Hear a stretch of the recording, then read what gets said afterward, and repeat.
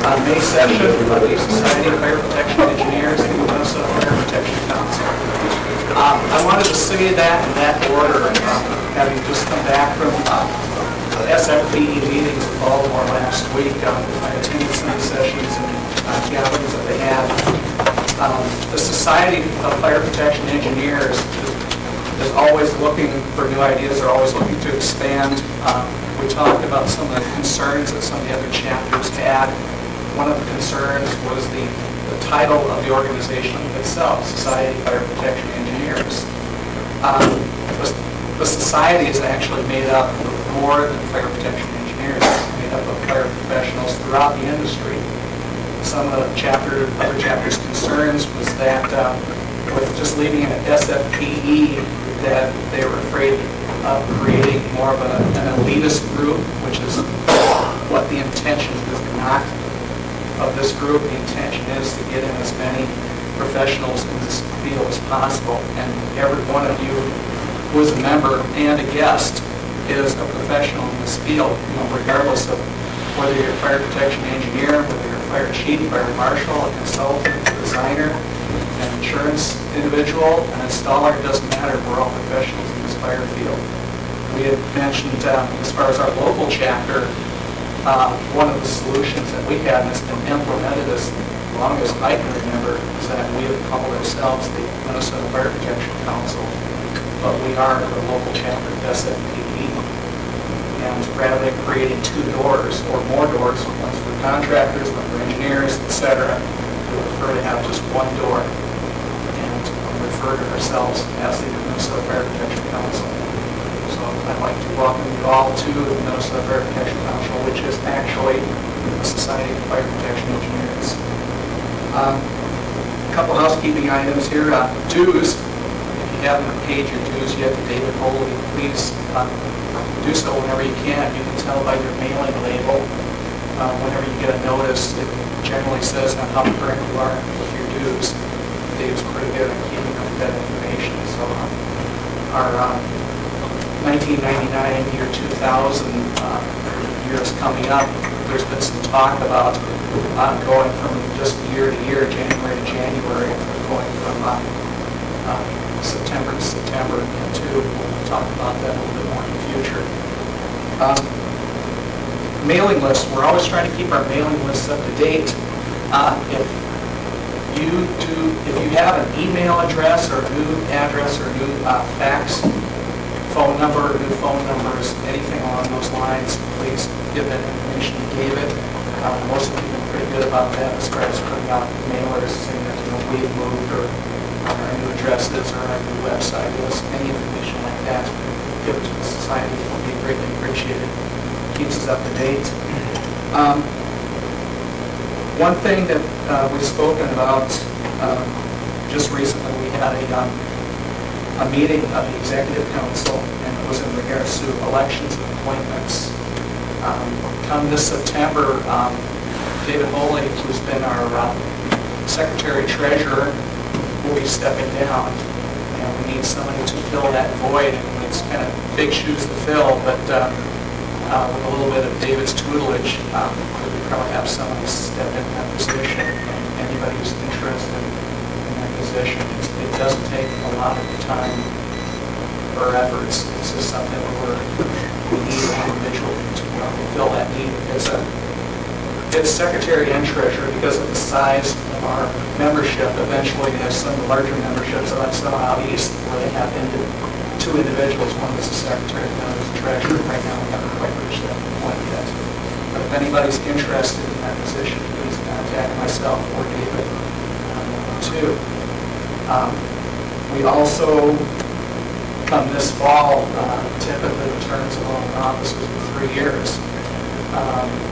My term and Bob James, Vice President's term, Katie's term, and David's are all up at the end of each year. And what we're going to do as part of the newsletter, we're going to publish names as ballots for officers. We're going to have a few names that we have in mind. We're going to get a few names from membership and also writing candidates, people who are interested in these positions. So if you know somebody or if you yourself are interested in it. Oh, it looks good on a resume, come on, okay?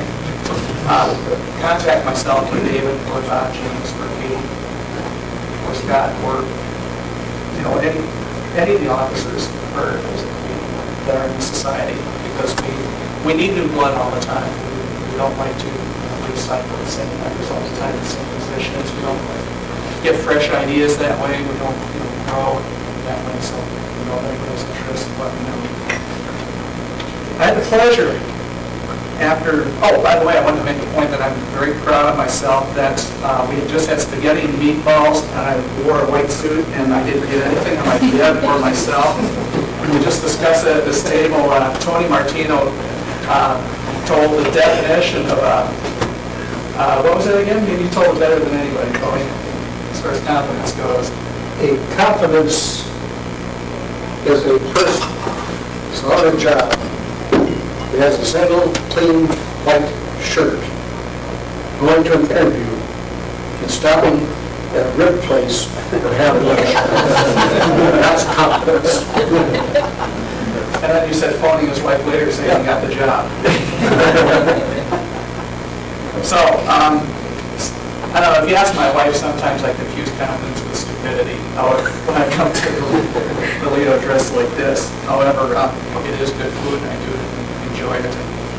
I hope that Lido enjoys having us here too. After being in this business for 26 years, I had my first experience of going to Baltimore just a few weeks ago to the NFPA World Safety Congress Exposition in Baltimore. And I'm trying to figure out why I waited all these years to go. It was something to where it was an experience I'll probably never forget. The people that I met, the amount of knowledge that was there regarding the fire industry. I'm just talking about just the fire sprinklers. I'm talking about every facet of the fire industry. The exhibits, the seminars. I mean, it was just, I could go on and on of the wealth of knowledge that was there and all the information I brought. I brought back a suitcase full of information. It was very tough at the airport for taxing and right. Anyway, I encourage everyone, if they get a chance, to go next year. It's in Denver, Colorado next year. And so when you make your reservations, you also want to make your reservations for Forest Field, Colorado Rockies baseball again. But I do encourage everyone to go to this event because it is quite the event. You can do it yourself, or if you can have your employer assist you in it, or as other chapters do, if they have the means and money to where they're able to send a representative of their chapter and cover the cost to send somebody to these events. Some chapters also do matching funds with an employed person from the local chapter to attend an seminar. So I encourage you and I encourage your employers to, if you can, make these, go ahead and do so, because just all the information and knowledge. I mean, I brought the book with me and they call it the World Fire Safety Congress Exposition. I think this is the first year that they've used the term world. One of the guest speakers at the opening ceremonies, Mike McCurry, was the former White House press secretary and aide to President Clinton. He gave a speech about how we're becoming such a world economy, how everything we do as global nations. I'm sure many of you in the past have just done work locally, now you're doing work statewide. Some of you are doing work nationally, some internationally. And with the resources we have at our disposal right now with computers, the internet, websites, and just the connections that are available right now, we are turning into a global, fire community. They just want to make everybody aware of that as we approach the millennium, that things aren't the same as they were yesterday. And they won't be the same tomorrow either. So I encourage everybody to go. Let me see. Like I said, they had a few good speakers. Mike McCurry was a very good one, spoke on the global outlook. Jim Tunney, who's the dean of NFL referees, gave a very good motivational speech. And of course, there's always the nightlife in Baltimore. Although come 11 o'clock at night, they did go out the streets. They do in the town. So they thought it was safe that way. A couple other items. The SFPE annual meetings and events were conducted May 12th and the 20th there. And one of the items that they talked about as we broke into individual groups was the model code of ethics for engineers. And I think it really applies to everybody in our industry regarding our professional conduct. And basically, in a nutshell, we have to hold ourselves to highest standards. None of us should be working at or practicing anything that we're not proficient in or claim to be. I guess if anybody wants a copy of the latest model code of ethics for engineers and people in the fire industry, I do have a draft of that I did write if anybody's interested. A couple other items. There's a breakfast meeting the SFPE conducted. Dave Evans, the president, presided. Some of the chapters have joint meetings and seminars with other organizations such as ASHRAE or the Fire Marshal Association, or NFSA, FSA, and I'd like to do that next year in the future to have joint meetings with other organizations too, because I think there's a lot of information that we're learning out there by getting together and grouping those organizations. We've done it in the past. Pardon? We've done it in the past. Yeah, and we haven't done it lately, and we need to get back. We need to get back to our roots, and Tony can tell us all about our roots. We've been around here since 1963, and we need to start implementing some of the things that we have done in the past before. Let me see. Some other things that some of the other chapters are doing, and I guess it's for fundraising too, which every chapter has a certain dollar amount of means by which they have to work with. And they talked about some of the things that they made. They printed out T-shirts and coffee mugs and other items. They had golf outings. They had garage sales. They had just events where they could raise a buck to help their local chapters. So if anybody has any ideas like that, all because you come up with the idea doesn't mean you're automatically drafted as the committee chair for that event. So good idea. We'll find people. We'll find some way of doing it if you come up with an idea, but we've got to push for other ideas here. Kathleen Almond, who is the executive director of SFPE, is going to be paying our chapter a visit during the next session. She's a very interesting individual.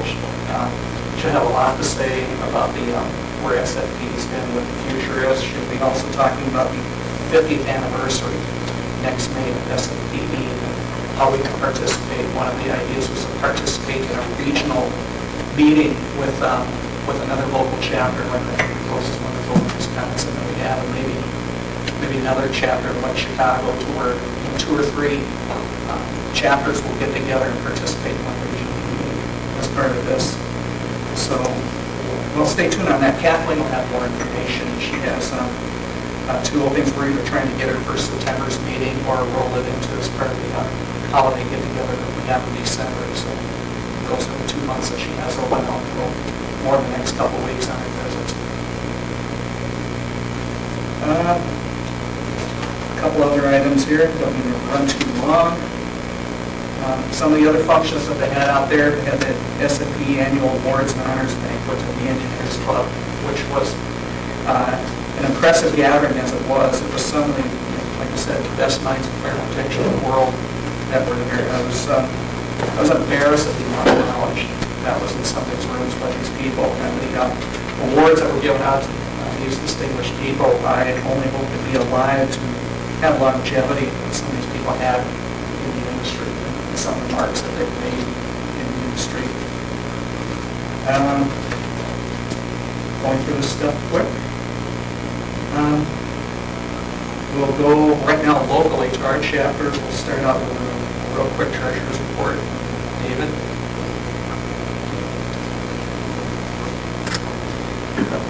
Basically, we're still collecting the dues. We've doing pretty good with that. Currently have about $390 in our account. And like Bill was saying, some of the things we like to do is, if we do have fundraisers or some of the things right now, we're fortunate enough to be able to get speakers locally, but occasionally, even like once a year, if we could bring in now the town speaker, but to do that, we'd have to have another way of raising money. And some of the other things you're going to talk about too, in the executive meeting, which we'll probably be talking about in the newsletter, is we're potentially looking at raising the dues, maybe going from 20 to 25, or also even for the cost of meal, about maybe going from 16, it's been there for years, maybe going up to 17 or 18. So if Bill was going to have any balance on that, or you might be seeing something more in the newsletter about it, just to kind of get more input from the rest of the body here as how they feel on cost increases.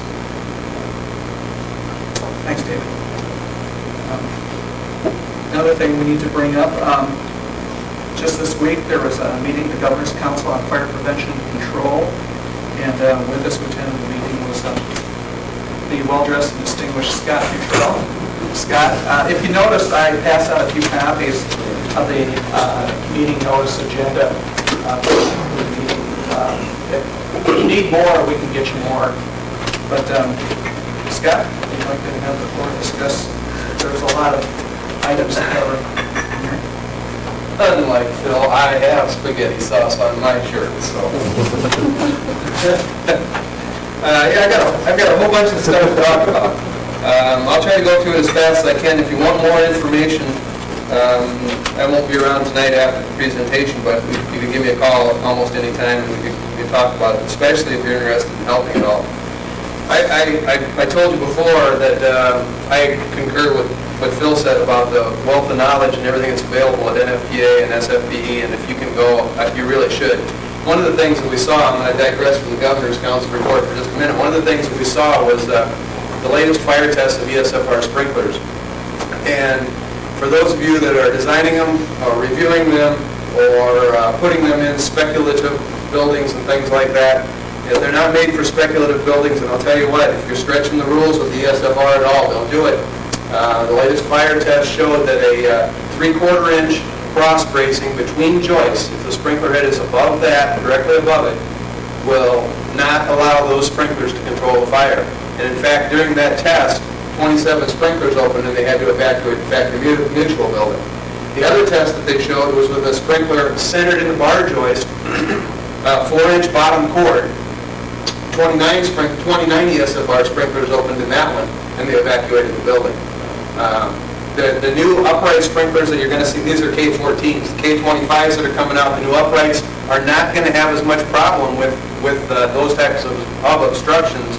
But the point is, it only takes one ESFR to not get its water on the fire, and cool and wet, and the system fails.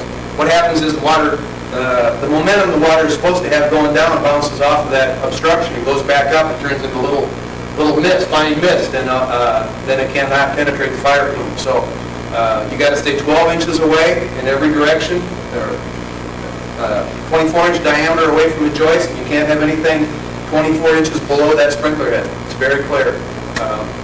And I know they're going in speculative warehouses, and that just can't happen, because ductwork's got to go in and everything else. So I'm not kidding. You know, Phil and I ran from seminar to seminar. It's the 4th year I've been there, and that's what we've done. You know, 5 o'clock comes around, then you do get to go and have some fun. But from the SFP breakfast and things at 7 in the morning till 5 at night, we're just going constantly. And I actually spent about 5 hours or more at the exhibits, talking to the exhibitors, talking to the manufacturers about all the issues that we have. A couple real quick is there's at least a 3 psi loss in a water flow switch. I don't know how many of you knew that, but that's a pretty big loss. There's well, I shouldn't say that. There's a 1 to 3 psi loss in the flow switch, depending upon the size. But that's a pretty big loss. Something else that I talked to a lot of people about was the deep fat fryers. There is not a sprinkler out there, as you know, and Grinnell, who's the only one that manufactures it, is not in the process of doing anything about it. So that pretty much takes care of wet pipe sprinkler systems if you got deep fat fryers. But I spent a lot of time talking to these people about these issues. I hit up the Ames guys because they have not given us any information on friction loss, pressure drop in a and a detector check valve on a 6-inch from 0 up to 400 where it starts. Well, if you put a 6-inch detector check valve in a light hazard occupancy, and you put 2.5 pounds in, that's not it. It's up here maybe 7 or 8 pounds, but they aren't telling us yet. So there's a lot of things that are going on in our industry, and you can really get to the meat of it when you're out there talking to those people if you spend the time to do it. So anyway, that was great, another wonderful learning experience, and it's actually a lot of fun too, because there's a lot of people there. I didn't even run into Steve, but you were there, weren't you? Baldwin? Yeah. No, I was. Oh, good. That's why I didn't run in. But there were several people from our group that were out there that I didn't even see, and it's just a lot of people. Okay, the Governor's Council. There's a lot of stuff going on. Legislative update Phil was talking about, executive order was signed that continues the Governor's Council on Fire Prevention through the length of his term, the duration of his term, so for 4 more years. These are just some of the highlights. K through 12 and universities were pretty big winners. The Department of Correction was a pretty big loser. Human Services lost. Department of Safety came out okay. DCA apparently came out pretty good. Building Code bill enacting recommendations of the Legislative Auditor Study. State Fire Marshal reported only on the Commissioner of Public Safety. Let's see, the building code issues were resolved without legislation, so there's still a lot going on with that one. There's a training site study that has been approved. A copy of the study can be, there's a study that's been taken on training sites for police, fire, and public safety. That's out. You can get a copy of that from the Fire Marshal's office if you're interested in reading about that. There'll be another study to determine where those sites will be located. The hazmat study is now complete and was sent to the Commissioner of Public Safety, and it failed just this week. Firefighter Training and Education Bill, $200 per firefighter per year for training. It's not approved this year yet, but it is not dead either. They hope to put it through with another author next year. The, let's see, mandated autopsy religious exemption was created in a Senate and a House file. It's strongly opposed. It's in a study group right now. High-rise retrofit bill will be reintroduced next year. It was introduced by mistake this year. We'll be back for discussion next year. If by mistake it was, they had planned to introduce it next year. One of the representatives had a constituent that something happened and they wanted it, so she pushed it through and pushed it in without any real backing, and so they all discussed it. It's going to come back around next year, so look for that one next year. Whereas this says retrofit. Next year, maybe for the licensing of fire investigator standard. Arson bill for 4th degree arson expands the definition of accelerants. Bill to sell fireworks passed committee 11 to 5. It did not pass though in the long run. Let's see. Can't read my writing, so we'll have that one. And there's a rule requiring the excavators to notify 911 if they strike utilities. I guess it took 18 minutes before they notified the fire department in St. Cloud of that explosion. What they do is they notify, they notify somebody else first and then 911. They've changed it now, so it's going to be a law. They have to do 911, and the fire department was only three blocks away, so that's a bad deal. Let's see. This is a big deal here. Governor's Council on Fire Prevention and Control of Fire Safety Awareness Day at the Fair. It will be August 27th, Friday, August 27th. There are a lot of events being planned, and we need your help. We need your help right away. Let's see if I can find anything in here real quick about fire prevention, past, present, and future will be the theme. I think we're almost set on that. There's going to be at least 8 areas set up for fire protection that day. There'll be static displays with fire apparatus. There will be a safe escape house. There'll be educational information. There'll be displays showing, if you've seen the firepower video or the, not firepower, but there's another just like it, where they show the effect of flammable gases, how the flammable gases from, say, gasoline or something travel down to a flame source and ignite so people can see what happens when they do open a paint thinner or something in their house with a water heater or something around there. There's going to be displays showing those kind of things. But what we need, the State Fire Marshal's Office, Dan Bernardi and George Meadows with the DNR have really taken off and run with this, and they've got a real good start, at least. And actually more than that. It's pretty difficult to not only get a day at the fair, but to get things into like the parade, and they've got 5 rigs in the parade right now. So they've got a lot going on. To give you the action to date, the council approved the idea in October. Dan and George got started in November. They met with the state fair rep in December. February, a proposal went in. March and April, and even May, they had committee meetings, and committee assignments are finalized in May. State Fair Board approved the day. I guess there was quite a bit of decision about which day it was going to be, but it's August 27th. It'll run from 8 a.m. to 8 p.m. Kirby's in charge of a committee, I guess, or One site. one site. He's got the what's the education building? Education building, flammable liquids demonstration I was talking about, the pace car, EMS call to safety, and Minskew. So that's all. If you've got anything want to help Kirby, or you've got any ideas for the education side of it, that's the guy to talk to. If you want to make a pitch to 100,000 people in one day, there's your chance. Here you go. Pat Sheehan has got the parade. Right now there's a hand-drawn pumper from the Fire History Museum. There's a horse-drawn pumper from St. Paul Fire. And I understand that will be a hands-on during the day for the kids to pump water, actually see how they do that. The 1930 REO Speedwagon from the Fire Chiefs Association will have Tom Brace driving it, and then some other celebrities will be in it. It's 1950s engine, and then the telescope from Falcon Heights. And I don't know if they're going to get it or not, but they're actually going to try to get one of the airport vehicles out there. And the DNR units are going to be there. Then there's also a Wright Avenue. We've got a block on Wright Avenue. They plan on having 2 aerial rigs, 2 pumpers. The sprinkler trailer is going to be there. It's going to be connected to one of the pumpers, so there'll be a pumper pumping water into the sprinkler trailer. There'll be fire demonstrations with the sprinklers going off every 2 hours.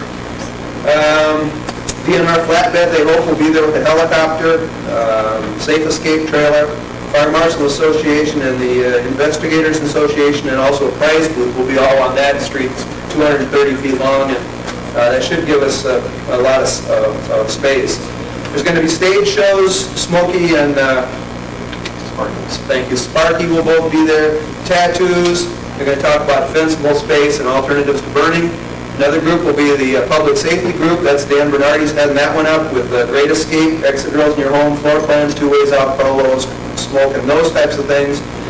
The one that I talked briefly with John Hoppy, who's the president of the NFSA currently about, is the next one. Dave Dreeland with Danco Incorporated has got a small space, or a grassy space in front of the Technology Center. And they want to put a few things in there, and one of the things they'd like to put in there is a residential sprinkler display, maybe a 10-foot by 10-foot room, where on one side you can see what it would look like if you retrofit a house, and on the other it shows what it would look like if it's done when the house is being constructed. So I did talk to Peg and Ray Bowen today, and I talked to John yesterday, and I'm trying to get information to NFSA to get them involved too. Then Carousel Park will have Tony Carter from the St. Paul Fire Department. They're going to have Explorer Scouts from Hastings, St. Paul, and Apple Valley, hopefully among others. Let's see, there'll be other fire museum articles. They hope to get the agriculture group involved with George Meadows, brochures and some models, and then senior citizens with cooking, safety, and smoking displays and information. So there's a lot already set up. Our next Governor's Council meeting is July 27th, somewhere 28th. At that time, everything has to be finalized, because obviously it's only a month after that. So if you've got any information, are interested at all in helping out in any way, please let some of us know, any one of us know, because I think it's going to be fun besides everything else. Anything you'd like to add? It's going to be fun, and I have a feeling, although they've gotten some fairly heavy-duty corporate support from the organization which oversees or works with the retail insurance business, that is to say the people that represent State Farm and Brotherhood and so forth, they've gotten some fair financial support from them. I have a feeling that whenever they see that we're going to need 50,000 little red fire helmets, we might be needing a few bucks for that. And if anybody wants to make any kind of in-kind contribution or financial contribution, I think I'd give Dan Bernardi at the Fire Marshal's office a call pretty shortly, because there's going to be some expenses associated. Also, if you want to show residential sprinklers or sprinkler technology, that's a great place to show it, I think. And again, if you want to volunteer to help at all, to let us all know, let any of us know that are on the council or John or whoever, they're happy, because there's going to be plenty of need for volunteers and not work too long shifts. Thanks. Thanks, Scott. Just got to read off a few quick announcements. I have a lot of them here, but I'm not going to get through them. We'll never get out of here. Just wanted to remind everybody about the 3rd Annual Burn 8 Golf Classic. That's Monday, September 13th at North Oaks Golf Club. John Hoppy has more information on that. Get your reservation tickets going up. We got a report that's about a third filled up already. So you can contact me at the office, Dave at his office, you need information on it. It's a good cause. Over the last 2 years, we've netted the hospital over $95,000. That's the net. That's after we paid all our bills and everything, so it's very worthwhile. It puts a lot of other big new tournaments to shame if you want to money. Great, thanks, John. A couple other things, also from Kathleen Oman, the Executive Director. I have a career guide to fire protection engineering. If you know of any high school age people that are interested in pursuing a career in fire protection or fire protection engineering, there's a career guide that I have a copy of. If you need more copies, please contact me. I can put you in touch with Kathleen's office, because our industry is growing by leaps and bounds in there. That's the state fair thing for sure, and also there's some videotapes out on careers in fire protection that we need to get available for the state fair too, to find a way to do it. That's one thing I noticed compared to the Minnesota area, out east, there are so many fire schools out there, fire protection, technological institutes compared to Minnesota, that I think there's a real need in the upper Midwest here for those types of educational opportunities. They are here, but they're pretty limited, and we'd like to expand on that. Hopefully one of these days we can have some more sources in Minnesota that can be added to this booklet. A couple other real quick items here. If anybody is interested in becoming a member of SFPE, or the Minnesota Fire Protection Council, I do have applications and brochures on that. They can contact me at my office. I can give them a phone number, a business card, or they can see me after the meeting.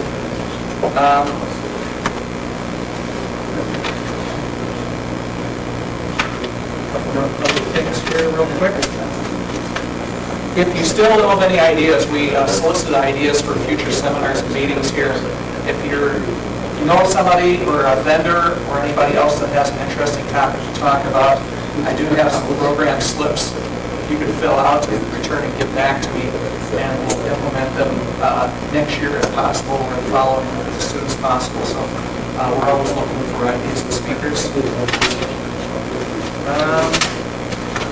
I think we're going to get right into this. I have a lot of other seminars and educational opportunities. I've got a mint full here. If anybody's interested in pursuing any of them, please come and see me after the meeting. Send me the stuff by the truckload. I'd like to get them out to everybody if I could.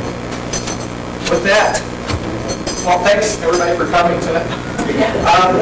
We're going to get on with our presentation. Open the bar. Our guest. Who showed up? Yeah. Our guest speaker who showed up tonight, Mr. Alan Larson of Viking Corporation, is kind enough to be our presenter. Alan's a NICET Level 3 certified fire protection designer. He's also certified in plumbing engineering through the American Society of Plumbing Engineers. He's been engaged in fire protection science since 1984. His background includes employment with contracting firms as well as A&E firms, and now in the manufacturing area.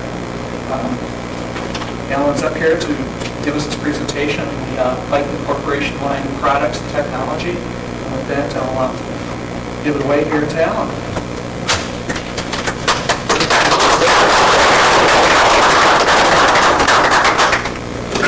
Don't clap yet, it might not be that good.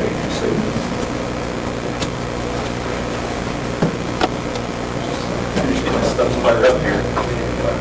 Get my in focus, to focus. Pull your chairs a little closer to probably see the screen like me.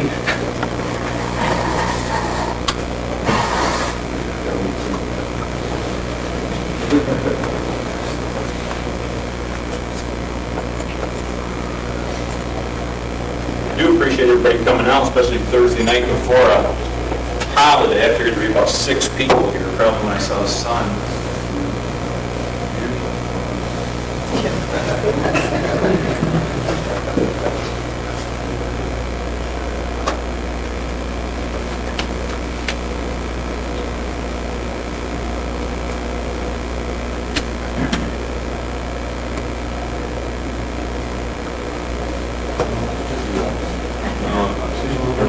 Everybody asleep.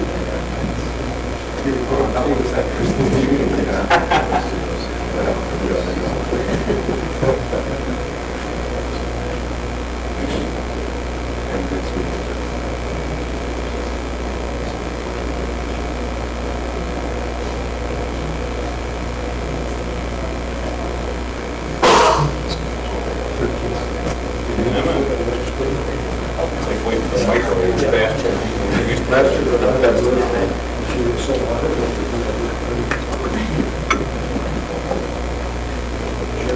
Some new stuff tonight. Some of these things you may have seen. Some of the things are timely with what Scott was just talking about a second ago with ESFR protection and some of the testing that's been done.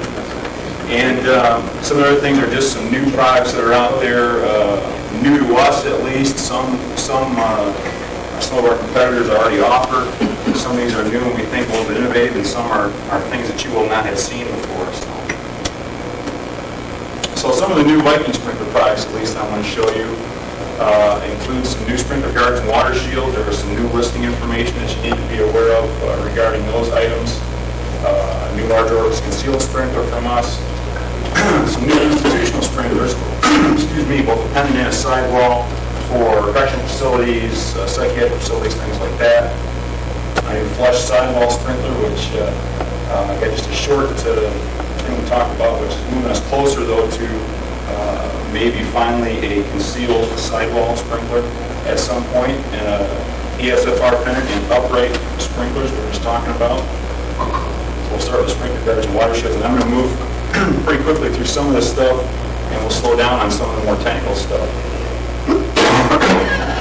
June of last year, underwriters changed their requirements for what you have to provide for a sprinkler guard, and whether it was in response to sprinkler guards not performing as they were intended, or whether it was a revenue generation issue for underwriters' laboratories, I don't know, and I'm not going to get into.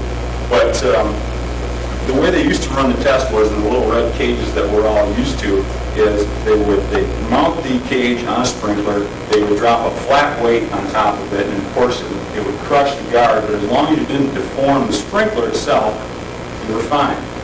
Now they've changed the test to basically they take about a 2-inch round ball bearing and they like fire this thing almost out of a cannon at the sprinkler guard from various angles. So you can imagine what happens to the little red sprinkler guards that we're all used to. So obviously in response, the guards, none of the guards that used to exist are listed any longer. You got to be stronger, protect the sprinkler better. So this is our response to this, and other manufacturers coming online with new guards to meet these. Oddly enough, and why I throw that in there, I get that jab at UL about it, possibly being a revenue generation issue, is Viking Mutual has not changed their requirements on sprinkler guards at all. And typically, as all of you are aware, Viking Mutual is usually much more restrictive in all things than UL would be. But they have not made a move on sprinkler guards. This is our new model D1 sprinkler guard upright, and one thing it did do for us, I'll mention to you, any of you that were aware of our previous guards, we used to have different guards. If you needed an upright guard, you ordered one piece. If you needed a pendant guard, you ordered a different piece. If you needed water shields on them, you ordered different pieces yet.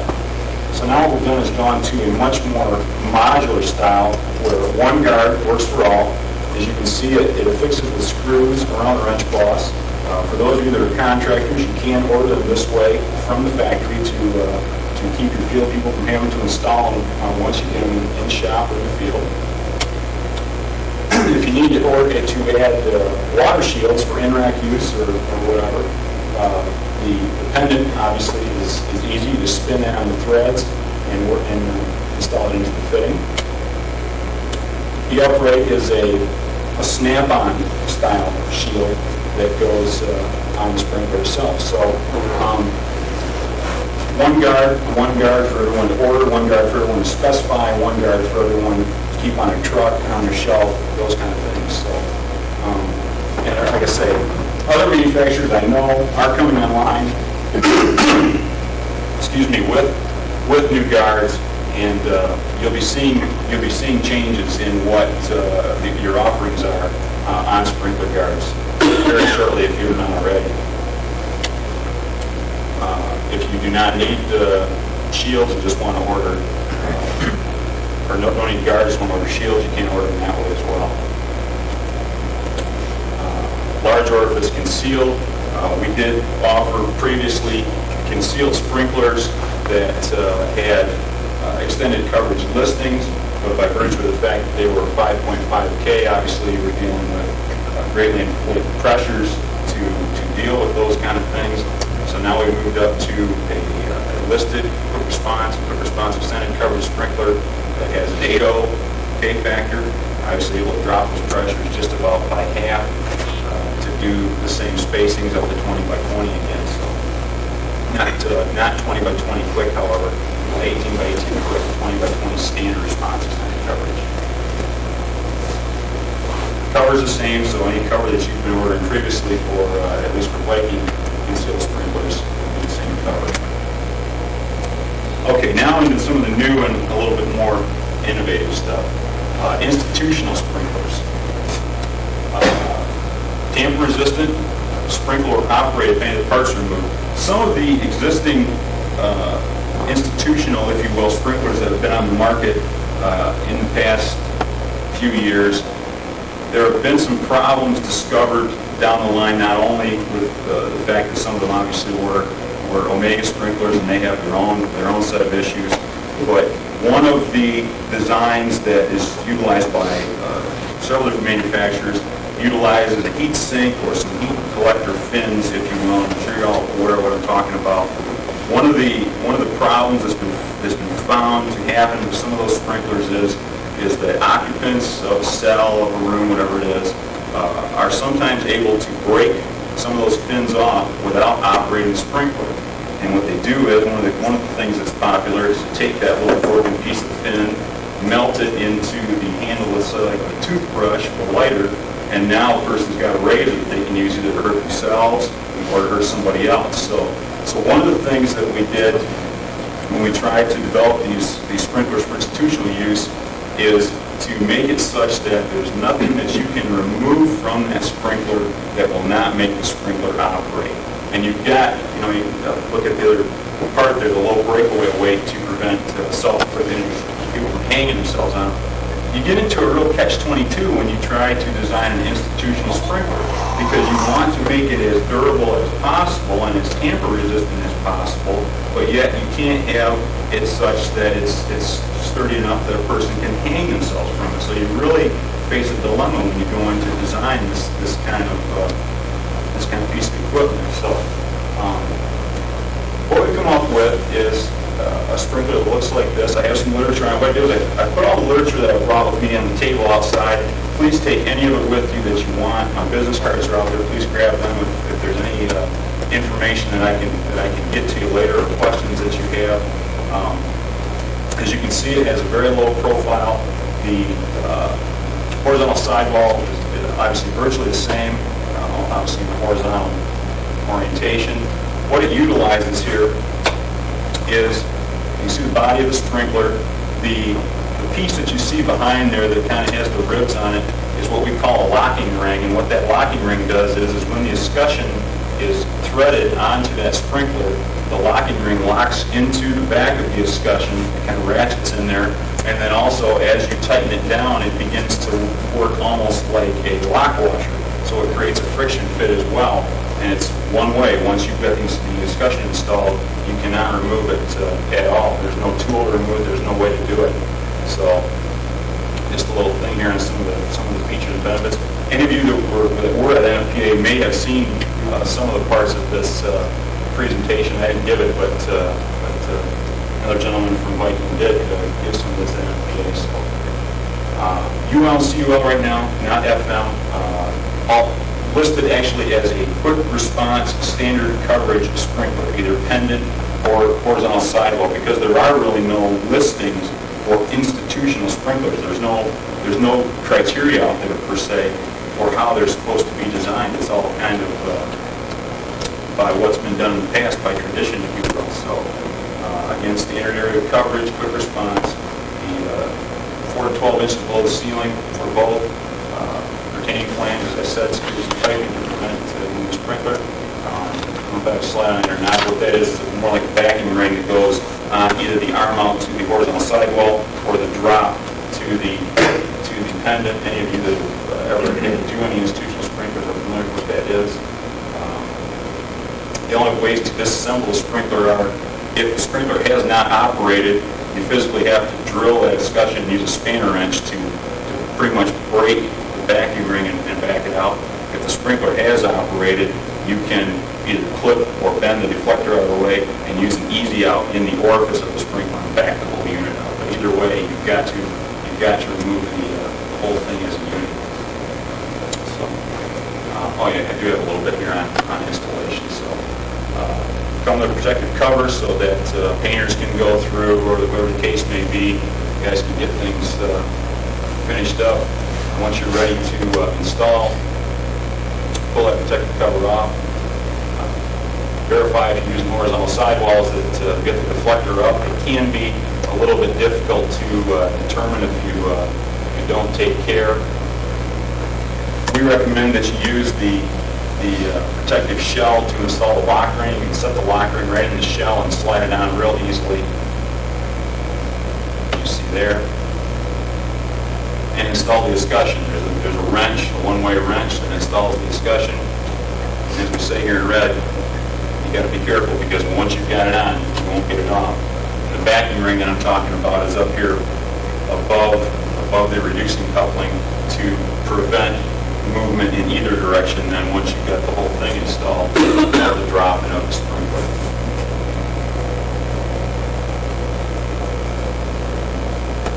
And that would be the finished profile of the pendant. And again, if you want to turn your head 90 degrees of the sidewall as well. So, again, verify that that flange is tight.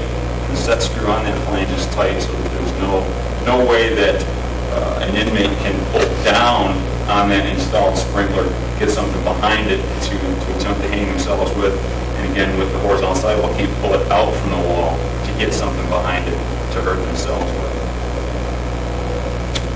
And what the institutional quick response sidewall has done is given us the ability to move into a flush sidewall. That really is the institutional sprinkler body with a more decorative plate on it. And what we'll do is we will obviously dress that body up, put in some kind of cap probably behind the fusible element to cover the deflector and the inner workings of that sprinkler, and we'll have a suitable commercial quick response flush sidewall sprinkler available. And again, that technology then is getting us closer to the day when we'll have a concealed sidewall sprinkler, which we know would be in great demand, but there are a lot of problems again with the mechanics of doing that on the sidewall. Okay, moving into the new ESFRs. that we're going to offer. The pendant is going to be a 14K, not too much new under the sun there. Going to be FM approved only because the majority of those high bay storage jobs are FM jobs. There's not too many where UL is required. If you need a UL listed sprinkler for some reason, we will be going back and getting that right away. We've gone to FM, done the testing there. The one major benefit of this sprinkler, as you can see, it's going to be a 14K, same exact installation standards that you're used to dealing with, 14K pendant sprinklers. These are lumens 4 to 13 inches below the ceiling, and kind of thing. 14 inches on the deflector is what they call it for. One benefit that this pendant's going to have is it is going to be a small frame, much like the one that Globe has come out with recently. It's going to be a little bit easier to make the 14-inch deflector distance that you're used to, but the things that Scott was talking about in terms of pendant to ESFR sprinklers and obstructions are still going to be true with this pendant. You've got to keep your 1 foot distance to 1 inch obstructions, and you've got to be very careful about what comes in after you go in and put your piping in, what may end up underneath your ESFR system. This one, however, is going to be a little bit different. This one we think is going to be good in that market. This is going to be, as you can see, an upright sprinkler. Again, this one, the FM approval is pending.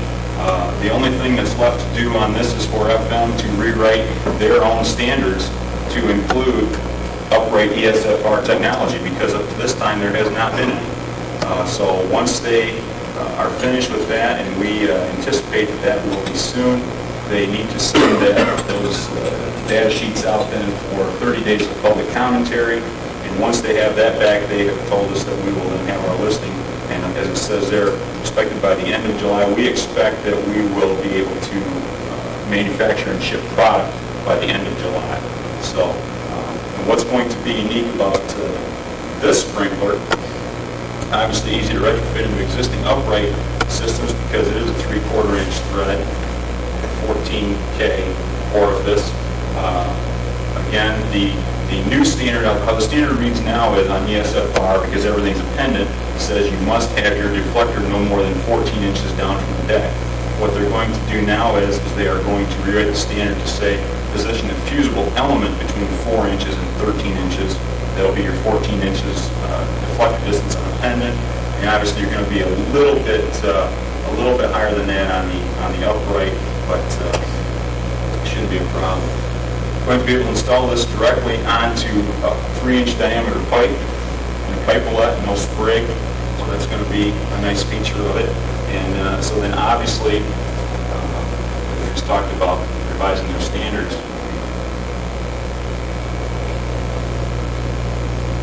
One of the things that's going to do the ability to put it direct on 3-inch pipe, obviously by virtue of being able to do that, the 1-inch obstructions don't become such a big issue anymore because you've got a 3-inch pipe right underneath it. The listings are going to be a little bit more limited than maybe you're used to in some of the 14K pendant criteria. Class 1 through 4 and carton unexpanded plastics. You're able to go 35-foot building, 30-foot storage, 12 sprinklers at 75, 100 square foot spacing, pretty standard. Going to carton unexpanded plastics, 30 and 25, you'll be able to drop down to 50 psi, 10 by 10 or 8 by 12, if it works out better for you. Going to the carton expanded plastics, we're going to be limited to 30 feet, 12 sprinklers at 50.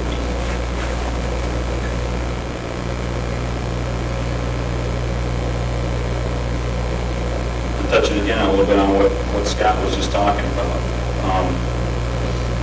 FM did redo some of their fire tests, just like he talked about. They did have to evacuate the building at one point, doing obstructed and ESFR testing, and bring in firefighters to knock the fire down and finally put it out. And it's even up to and including the K25 sprinklers, which you would not think would have the kind of detriment on a K25 that it does have on a K14 pendant.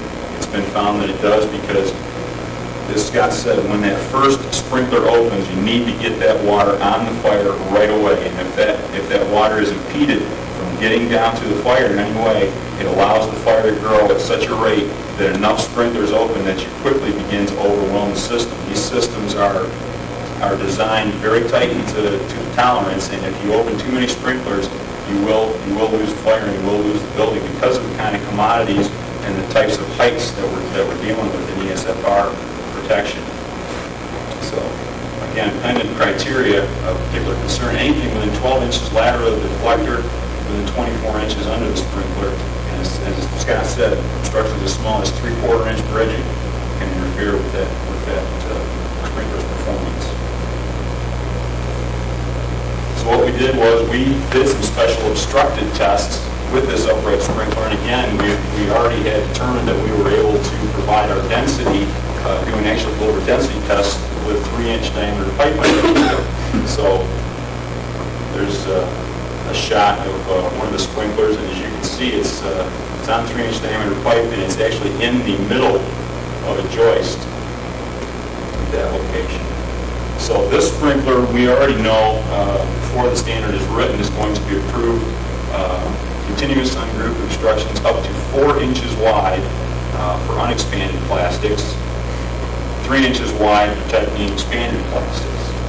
So you're not going to have any more of the 1 inch, 1 foot rule when dealing with this particular sprinkler.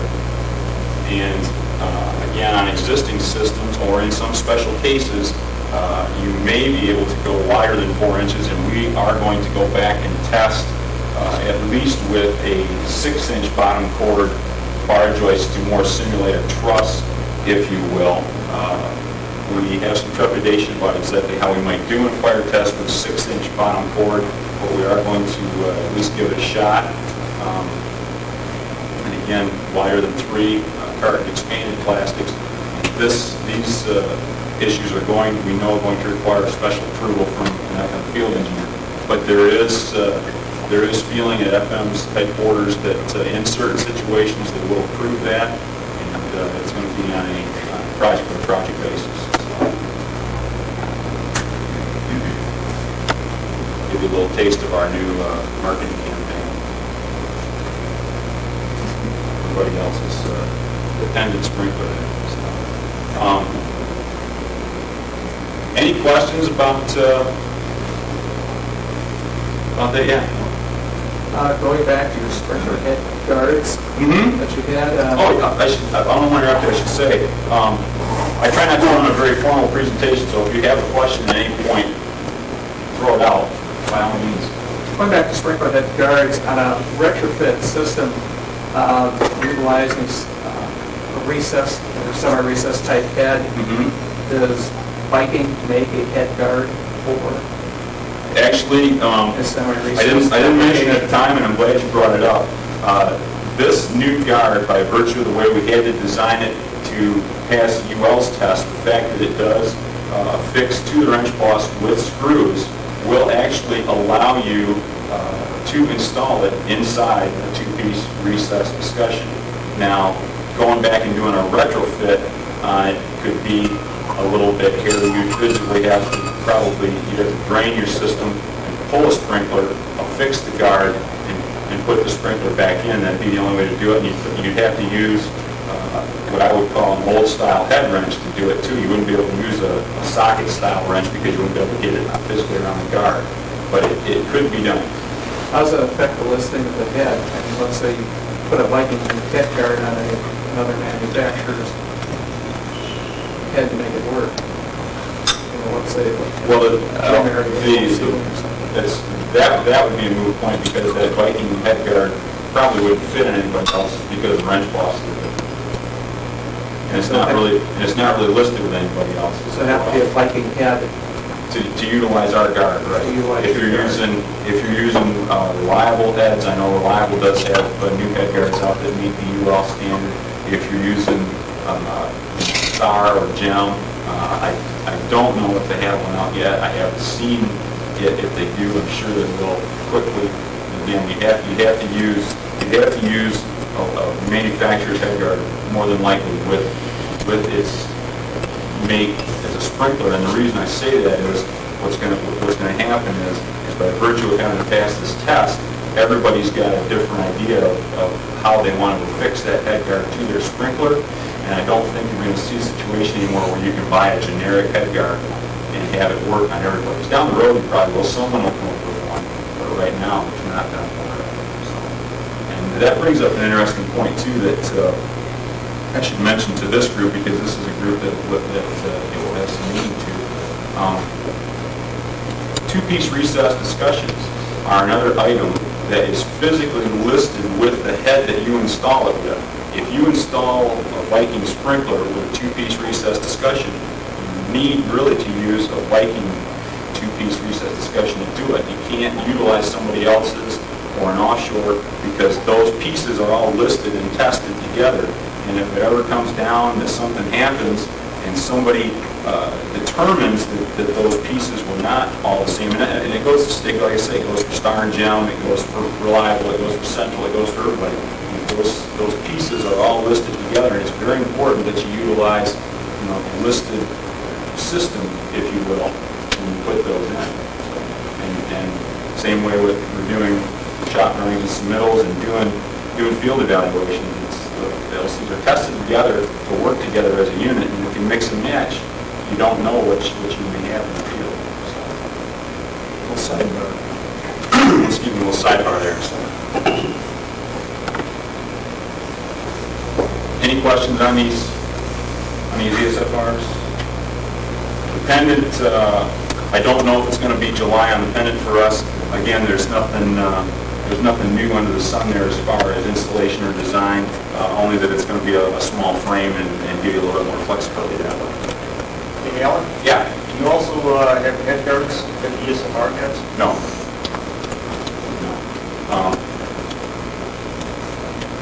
Two things, I guess, with ESFR heads. One, that hopefully they're pretty much out of harm's way. And two, the ones that you'd really be concerned about would be the pendants, and they're so sensitive to any kind of distribution of their water pattern. I doubt that you'd ever pass distribution or fire test with a head guard around. That would be a real problem. That would really make a mess of the pattern for sure.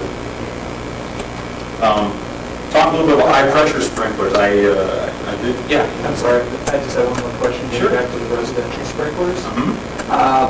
Do you have a product line in regards to extended coverage, institutional sprinklers?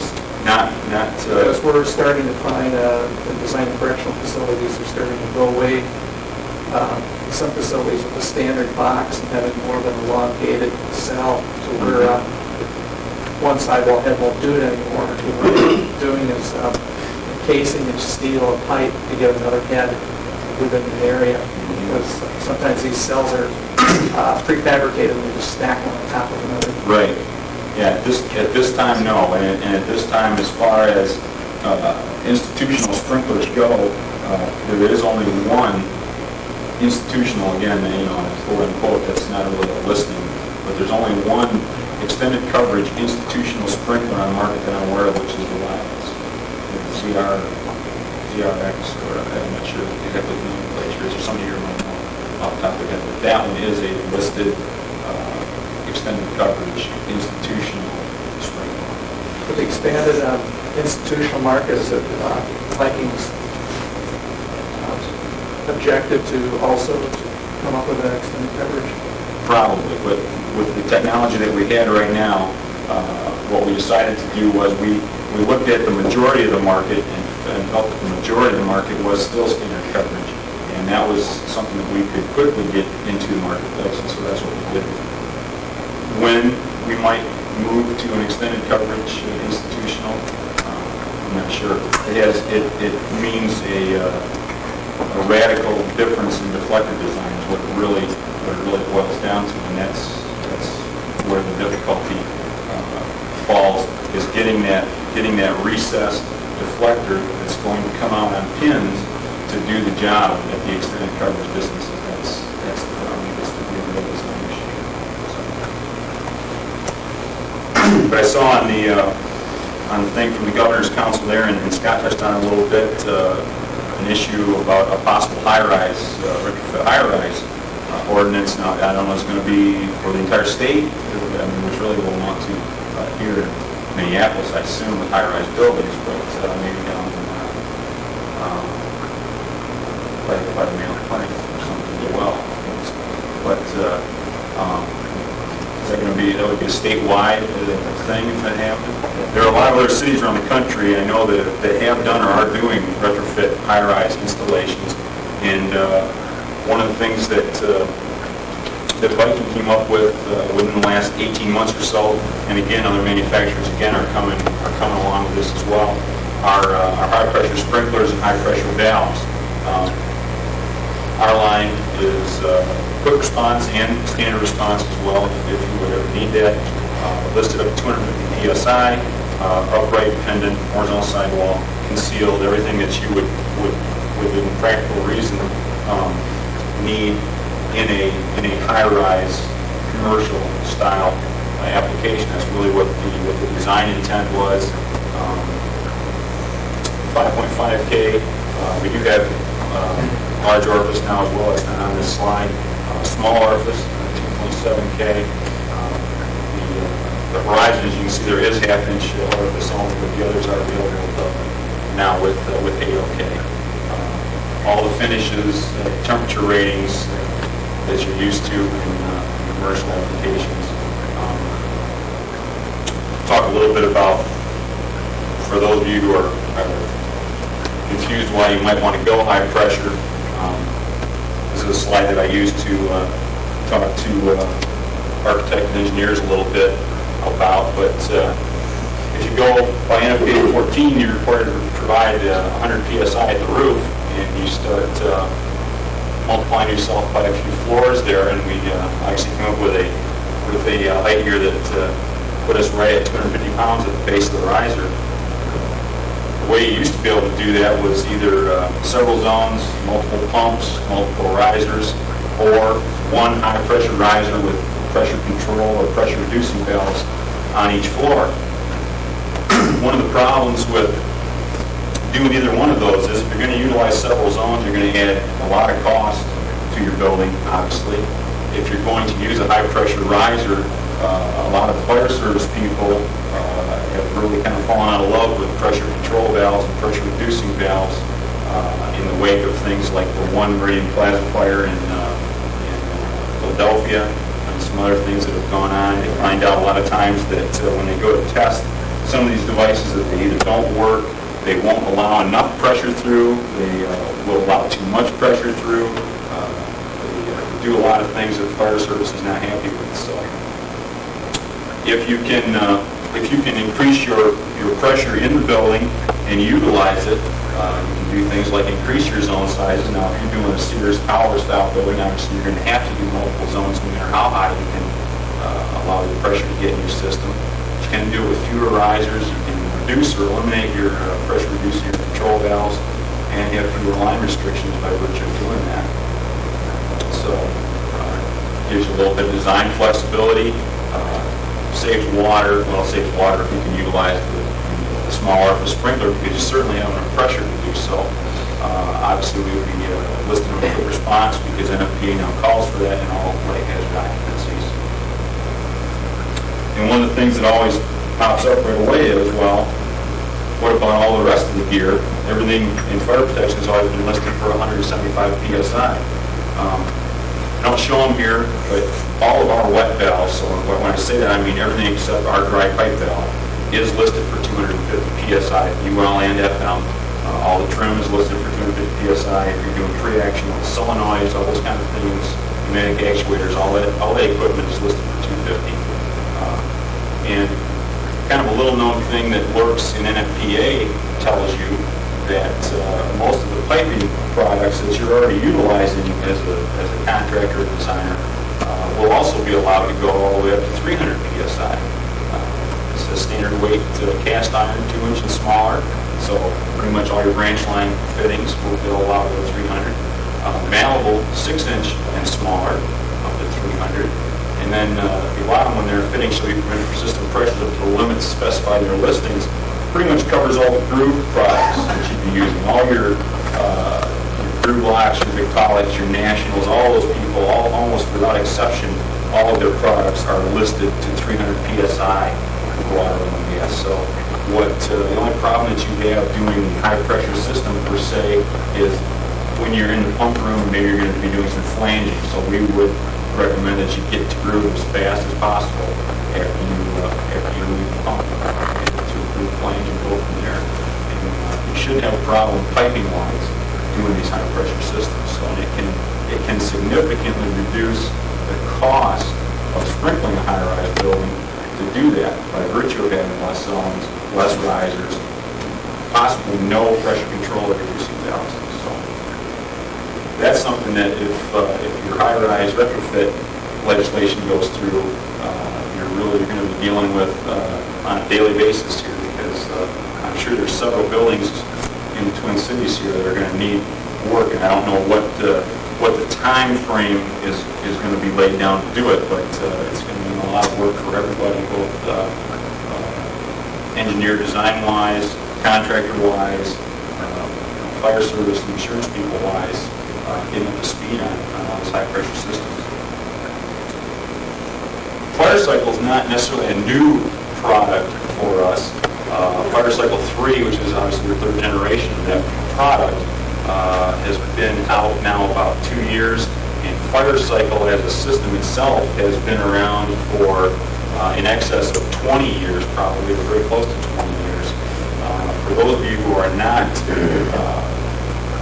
aware of what this system is, though, I thought I would put it in here just as a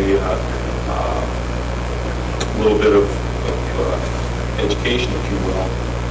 Fire cycle system is Viking's answer, if you will, to on-off sprinklers. Viking doesn't manufacture an on-off sprinkler. We manufacture a system that cycles itself off when the fire is out. Fire Cycle 3, as you can see, is available wet, deluge, and single and double interlock pre-action. The trim that you see there in that diagram is the pre-action trim. It's the same for both single and double interlock. This system right now is UL listed only, but it will be FM approved, and that's imminent, like within 2 weeks. We'll have FM approval and our approval letters and things like that. So those of you who deal with FM approval guides, you're just getting your 99s now. It's not going to be in there, but when and if we get FM approval, I should say if we will get FM approval on these systems, we will have obviously FM listening cards and things like that for them. So if you need those, get a hold of me and I can get them to you. They are going to have some caveats, if you will. They are not going to approve all of the systems. I know for a fact that FM is not going to approve the cycling deluge version. It's FM's position that if you're going to put a deluge system in, we want it to keep running. But that option is available as well. I think they are leaning the same way toward the double interlock. If you're going to do a double interlock system, which they only allow practically in the freezer anyway, they're not going to list that system. So they're probably going to list only the wet and the single interlock, but that still gives you a lot of versatility, if you will. And any questions about that system, how it operates, what it does? Trying to rush through a little bit of this stuff. I know it's getting late. People want to slide. Okay. Total pack. Total pack's another thing that some of you may never have been exposed to. It's something that's available from Viking. Some of the other manufacturers also have similar systems.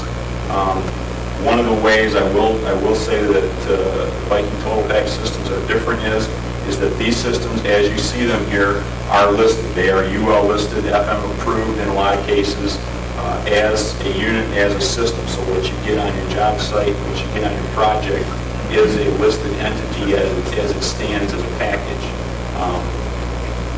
It says licensed systems. Factory tested and adjusted, these things are all put together in factory, especially when you deal with some of the more, I'll call them exotic systems, some of the pre-action, single and double interlock pre-action systems, which are going electric pneumatic, things like that. All the switches are wired to the panel. Everything is done when you get it on the job site. You don't have to worry about solenoids being installed backwards in the trim. You don't have to worry about things being wired improperly to pressure switches. And a lot of times you've got a lot of different entities that are having to deal with these trim sets when they come on the job. When you know and your end user knows that when this system comes on the site, that it's been done in the factory and that it's been tested and been set up.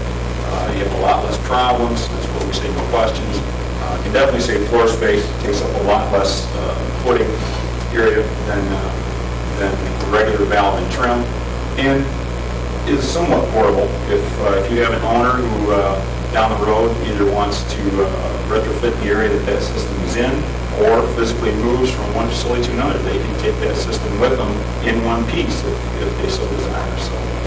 You say each individual piece is factory tested? Yes.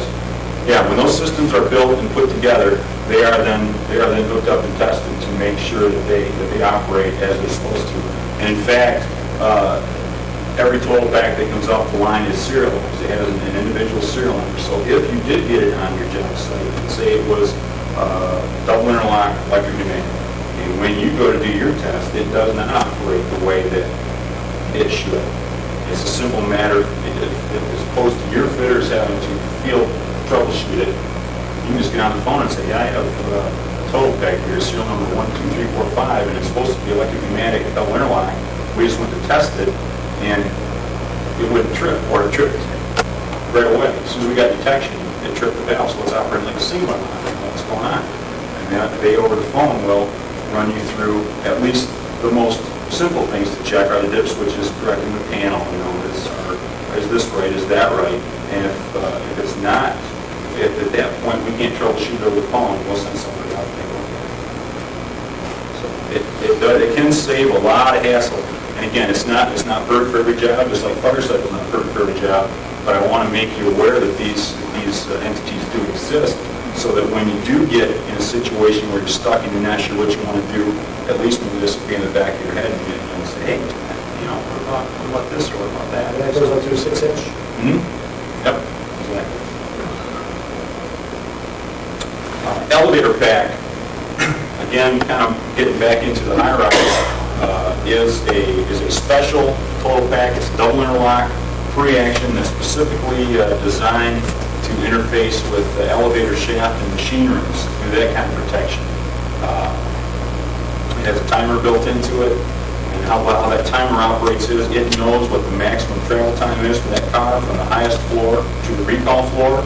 And one of the features of that double interlock system is it won't allow any water into the machine room or the shaft until that car has had sufficient time to get to the recall floor. So I don't know what the relationship is like in the state of Minnesota between the fire marshal's office and the elevator inspector's office, but in a lot of, I hear the chuckles already, in a lot of states it's adversarial at best.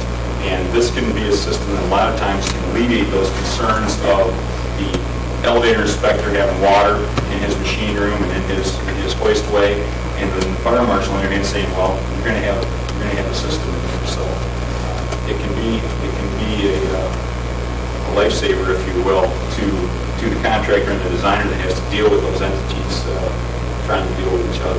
So with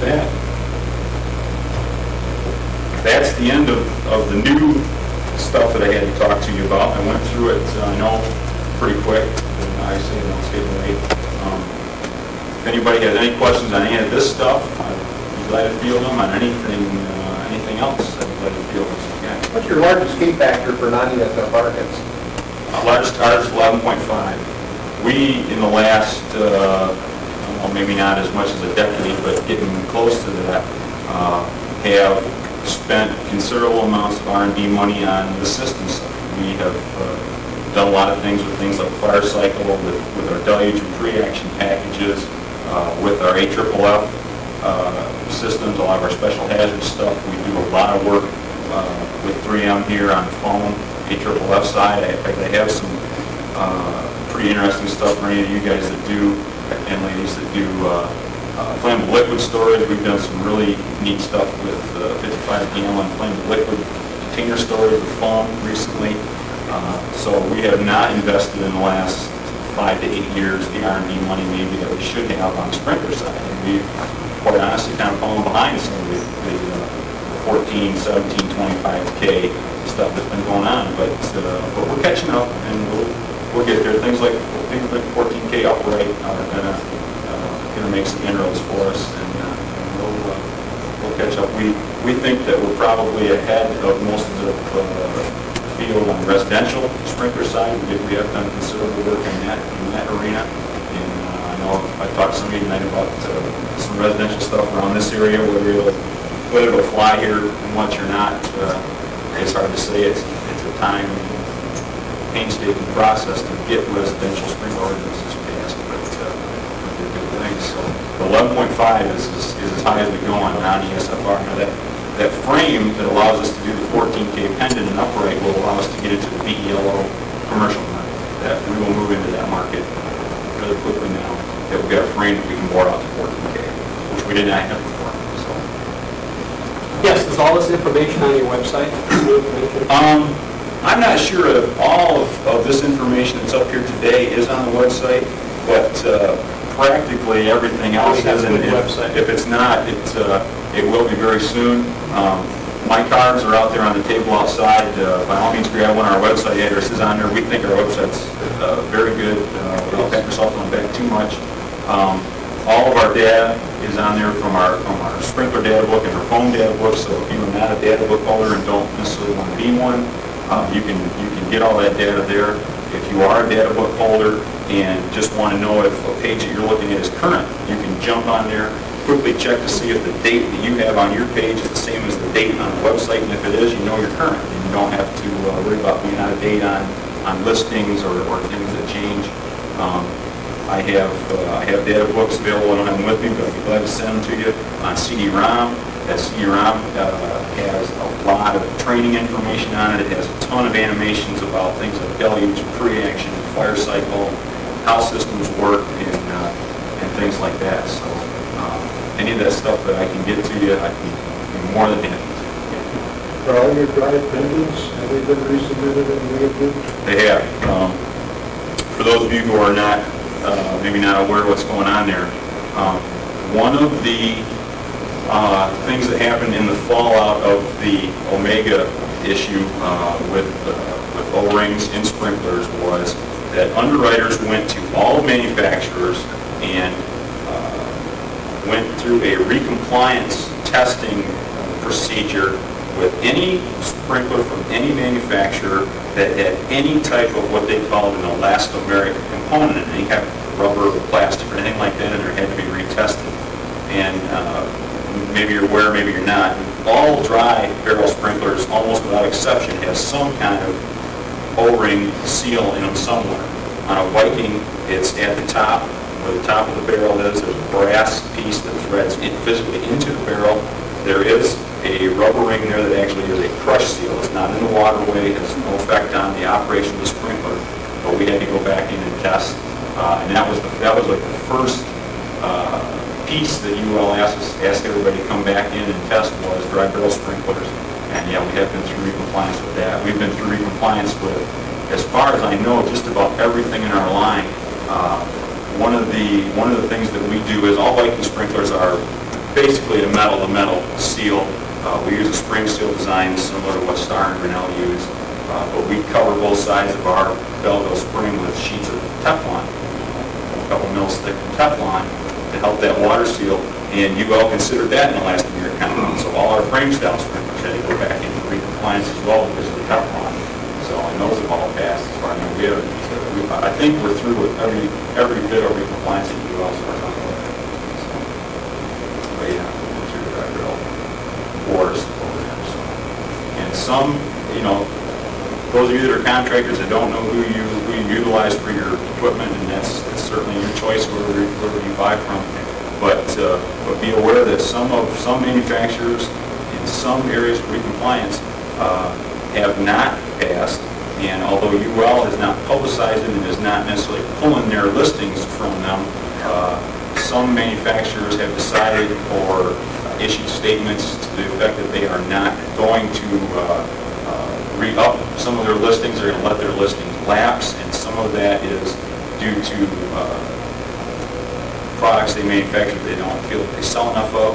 Some of it is in response to the fact that the current designs they have are not going to pass the compliance testing, and they're not going to get relisted anyway. So just let the buyer beware. Make sure that what you're purchasing and installing is still going to be a listed product in 9 months or 12 months. Anything else on any other issue?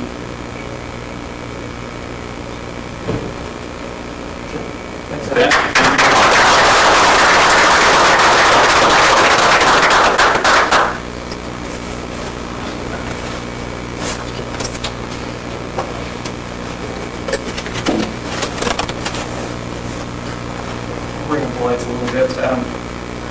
As everyone knows, we don't get together again until last week of September. So we have all summer to think about a few things. One of them was having a fire safe summer above and beyond everything else. Number two, some more ideas in regards to seminars that we have in the future. Also think about the newsletter that's going to be coming out to you this summer. It's going to have a few articles in it, and also elections, ideas in regards to our executive officers here. Because like I said, it's nice to get fresh blood in every now and then. Scott, when he was here, mentioned about some of the things that you just happen to learn while you're at some of the seminars and NMPA.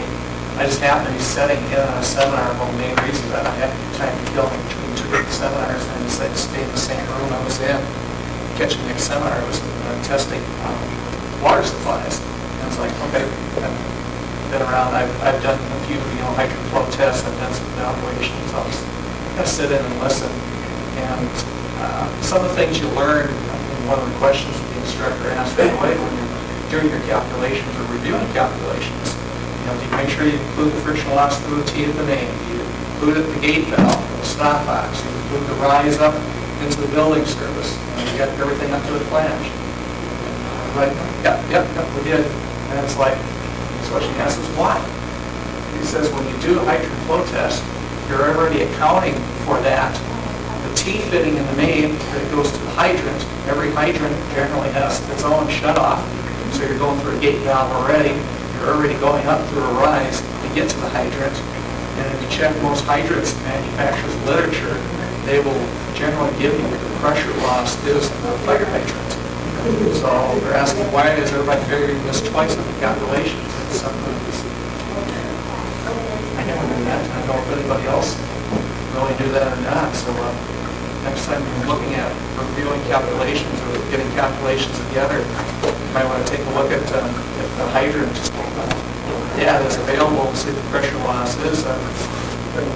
Police told us that there's been, especially on some of the older hydrants, where you don't have to figure that 0.83 coefficient if you below the 4.5 inch, but you could pick up a few pounds in calculations and could be a difference on Minnesota anyway, getting over that 5 psi stadium.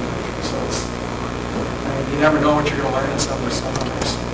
But again, in closing, we need some ideas. Newsletters will be out. There will be mailing addresses and email addresses, fax numbers, phone numbers for you to contact. Because it's all your ideas. So in closing, if nobody else has anything, hope to hear from you all at some point this summer. If not, I'll see you in September. Thanks.